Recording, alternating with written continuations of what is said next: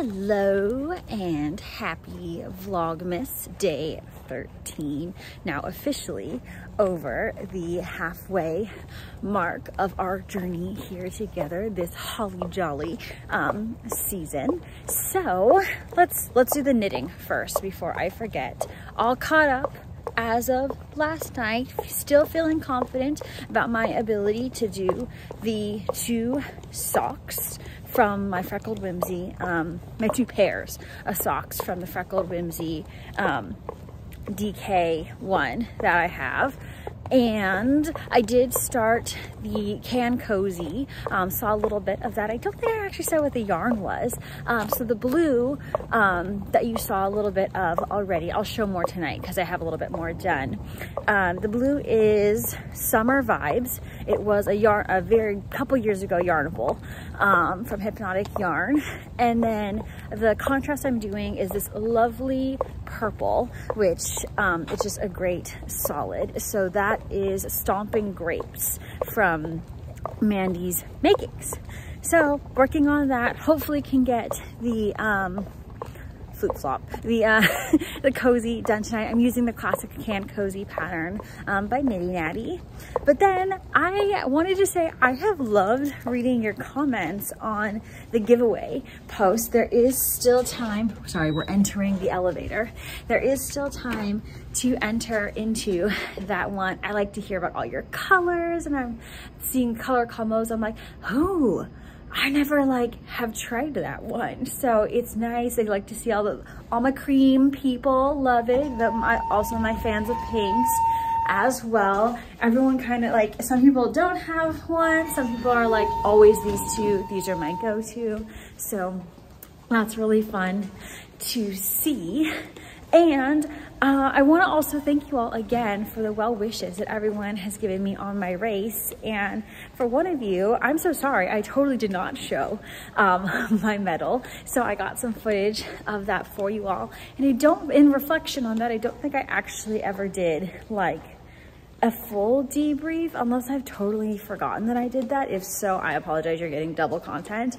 A full debrief on the half marathon. I do feel like I've finally recovered from it. My body feels normal and my brain is a lot less fuzzy. We did get, sorry, you're now going through my whole morning journey with me as I'm entering my office space. We're putting my lunch away and we're gonna fill my water bottle in just a sec, or I might do that a little bit later because it might be hard to film at the same time. But we got the results in from the race. I will also add in some photos of it, but I finished in 2 hours and 25 minutes and 17 seconds or something. So that is definitely faster than I thought I would go.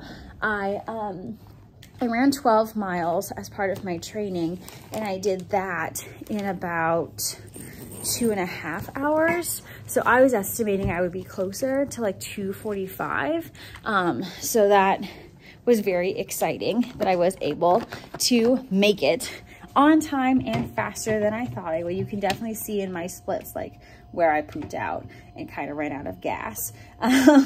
But I also got place number 51 out of 64 participants. So what I've been telling everyone is that is what I call not last. So I'm very proud of that. Definitely some learnings. It was really hot. So definitely being more conscientious of the weather and how the weather could change. Also with kind of the general vibe of the race, I realized in the description they said it was a boutique run, and I'm I don't know what that means. I think that is a very fancy way or lovely and kind of cosmetic marketing way of saying small. So it was a much smaller race. I showed, I think on race day, the tents that were there. Those were the only tents that were there. So I think if I wanted to do another one, I would choose a race that's maybe a little bit more established and kind of has that like post-race festival kind of vibe where you can walk around and maybe there's food after, so you get kind of more of a vibe from that. And also maybe choosing a course that isn't in so much direct sunlight. I feel like that was hard on me. And also I didn't really mind the laps, but I think it would be interesting to try one that doesn't have laps, just to kind of have that straight route. What else did I learn? More about the hydration piece, because I was vastly dehydrated. So I think I would do it again. Not anytime soon, I don't think, but it was a really good experience. I'm happy that I did it. I am proud of myself for doing it. The medal is fine. I feel like I kind of wanted it to be more exciting. Because my dad kind of looked at it and was like, that's a little hokey. But it's fine. It's fine. It's done. We know the accomplishment. You all know the accomplishment. So thank you all again so much for your well wishes, the congratulations. And now I am in my office, just about to do a little bit of work before I head over to F45 for one of our last ones of the semester. 14, we just need these balls. Yep. Okay, go. Locking it in. We were locking it in. We were locker inners. Yep, brain break puzzle. Yeah, this is Reggie, my coworker. Now part of the Slip Slip Sis family, obviously. And we colored in the purple, the red, this little canyon, whatever. What we haven't gotten are these pieces, and it's driving us crazy. But that's fine. We're all going home now. Yeah.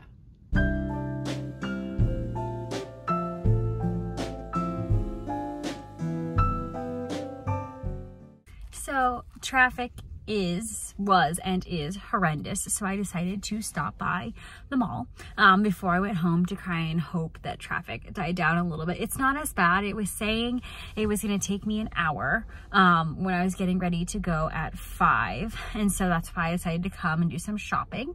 And I got some jewelry for my friend's wedding. I went through many phases. I found reception shoes, talked myself out of that. I found pajamas, talked myself out of that. And I settled on the jewelry for that.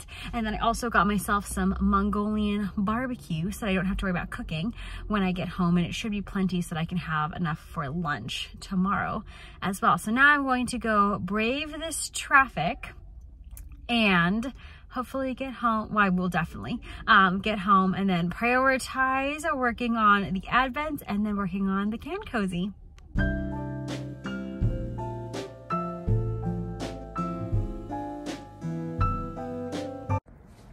All right, so we have got some goodies to open, some things to show. So let's start with day 13 of the Suburban Stitcher. Probably should have pre-opened it, but here we are. Oh, I do think we are getting a little bit lighter. Look at that, a little bit lighter. Maybe you can get some more light if I lean away.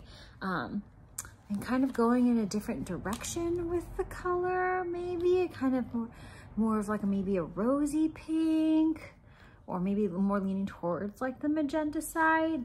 I just chose two very different pinks, so I clearly have no concept of color. So here we are, but I'm excited to see how it kind of dips and kind of changes on us. And then I did also receive my Destination yarn package, and ooh, how exciting. So this is some info on Destination Yarn. You can learn all about them. And I think Destination Yarn was actually like, I think the first yarn the first indie dyed yarn that I got into Gabs really is the one that has led us into this journey of knitting. Same thing, and really introduced us to all that there is in like the knitting, the fiber, the crafting world. So all that credit 100% goes to my sister. She's been the guiding force for both myself and our dad. So I don't know actually how Gabs knew about Destination Yarn. You could ask her, maybe she'll watch this, answer the question on Gabs Vents. That would probably be super helpful. But I remember her bringing them up. I remember my sister and dad going to Stitches West when it was still happening up in Northern California, and then kind of just introducing the yarns, really loving her dyeing style and how cool it was to like see the different destinations that she selected that inspired the yarn, and destinations really kind of the dyer that our uncle typically gets us from. So I feel like she's been a constant in this knitting journey. And so this is my order, and I completely forgot I got DK. So look at that. This is so Christmas, and I think one of my favorite things is how vibrant and saturated the colors are. And so this is the Souvenir DK base. Is 100% superwash merino wool, and the colorway is Home Alone House, and Home Alone is probably my favorite Christmas movie. Yeah, I'm trying to think like if there's any one that I like better. I don't know. I actually think Home Alone is my favorite. So here we are. Obviously had to have this one. And then, let's show, oh yes, I just want to show, this is what my can cozy looks like now. So this is the purple I was talking about. Woo! Dropped it. That is the contrast on these. And then thank you, Yarn on the Prairie, for the comment about like the socks, and if I cut them and then flip them, the stripes will be opposite. And I think I'm actually okay with that. I mean, I totally didn't think of that myself and was like, oh yeah, that makes sense as soon as I read your comment. So very helpful. And then I took the day to reflect and be like, would it bother me? Probably not. I would say I feel like I would be more likely to wear slightly mismatched socks than socks that I think are much too long for my preference. So I'm leaning towards still slicing them, doing an afterthought everything situation. But we'll see. So now I really need to get going on my Advents because it is about 7:45. I like to go to sleep by 9 p.m. I still need to get the vlog edited, but I need to knit the things in order to do the vlog. But I do have a little pick-me-up because one of my coworkers had a little party that she was attending, that was hosted by a different office on campus, and she brought us some leftover churros from their party. So I'm gonna have this little treat. Well, maybe it will be my treat for completing one of my Advents. And I also need to do a little planning with Gabs for our Jimmy Bean wools.